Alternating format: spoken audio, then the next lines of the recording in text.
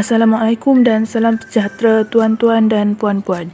Video ini disediakan bagi menerangkan keseimbangan pekerjaan dengan kehidupan atau work-life balance yang menjadi dasar syarikat.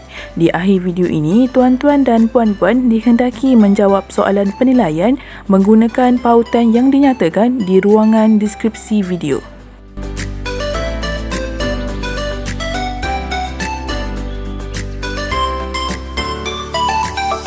Adakah anda memahami konsep keseimbangan pekerjaan dengan kehidupan atau work-life balance?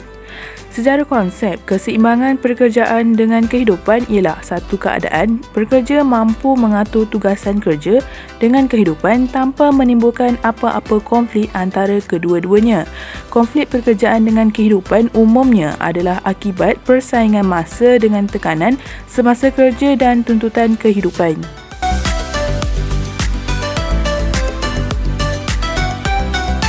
Terdapat 6 elemen yang menentukan keseimbangan pekerjaan dengan kehidupan. Keenam-enam elemen ini dipercayai dapat memberi kesan kepada seseorang yang ingin mencapai keseimbangan sekiranya diurus dengan betul. Mari kita lihat apakah 6 elemen-elemen tersebut. Pertama, pengurusan kesihatan diri iaitu melibatkan tidur atau waktu rehat yang cukup, senaman berkala dan diet yang seimbang. Dari sini kita boleh lihat dalam keadaan normal sekiranya seseorang tidak cukup tidur dan kepenatan, maka mereka perlu melihat semula pengurusan kesihatan diri mereka. Kedua, pengurusan masa iaitu seseorang individu menggunakan masa seharian dengan optimum.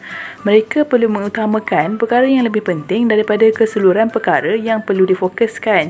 Sekiranya seseorang itu gemar melakukan kerja di minit akhir, sering lambat ke tempat kerja, maka mereka perlu memperbaiki pengurusan masa masing-masing.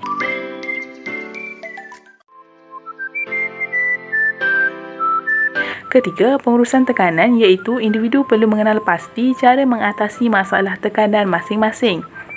Antara penyelesaian seperti mengetahui perkara yang boleh buat kita merasa tenang dan menghindari diri daripada terus memikirkan pelbagai masalah. Keempat, menguruskan perubahan iaitu setiap individu perlu bersedia menghadapi perubahan-perubahan yang berlaku di rumah dan di tempat kerja.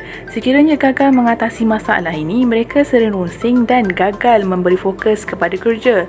Kelima, pengurusan teknologi bermaksud setiap individu perlu bijak dalam penggunaan teknologi, terutama dalam penggunaan telefon pintar, komputer dan teknologi-teknologi yang lain. Perkara ini penting apabila individu tersebut menyalahgunakan penggunaan teknologi secara berterusan, akibatnya menyebabkan keletihan dan gagal menyiapkan tugas yang dirancang. Keenam, pengurusan masa lapang bermakna melakukan aktiviti-aktiviti yang bermanfaat dalam masa yang terluang. Keadaan ini sekaligus membantu setiap individu meningkatkan motivasi dalam diri mereka untuk melakukan rutin harian setiap hari dan kembali bekerja dengan bersemangat.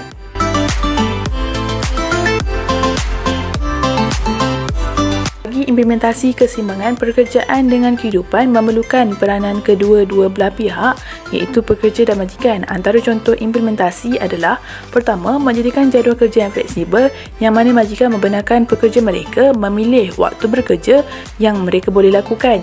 Kedua, perkongsian kerja bermaksud satu kerja dibahagikan dengan dua atau lebih orang pekerja.